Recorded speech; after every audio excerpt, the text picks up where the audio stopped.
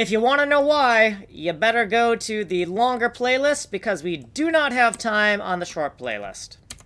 We've made a Binfont system, chronologically 15, dependency order 3.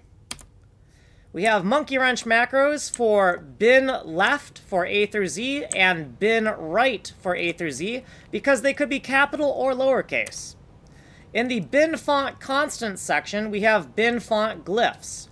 For example, let's look at the left uppercase K. Where are you? I don't know alphabetical order. So left uppercase K and the right uppercase K. We're going to take both of these numbers, which are 32 bits, and if we smash them together, we're going to end up with a 64-bit number that represents an 8x8 bitmap. We'll explain that one more time before we get out of here.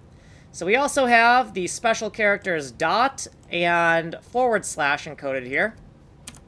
We'll make a lookup table in the next video in the data section for Binfont. And we'll put functions in the next video. What we did previously, footnotes, and here's the explanation. Let's say we have the capital K for kanji coder. We have the left and we have the right U32. We're going to take that left and right U32 and smash them together to get this number here. Here's the math involved to do that.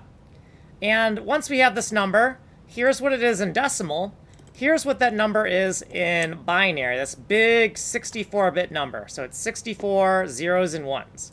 Let's take this number and put it into an 8x8 grid because 8 times 8 is 64. Now let's space it out. Okay, we're starting to see something. Okay, now let's make zeros underscores and ones x's. Bam! Look at that, we got a K. Look at that, beautiful, right? So that's what's going on. We're trying to encode fonts into numbers, basically. So here's what we did. We just stole some old C99 code and refactored it. You've been on this playlist. You can get the source code here. You can email me here. This has been Video 207, Binary Font Constants. Like and subscribe.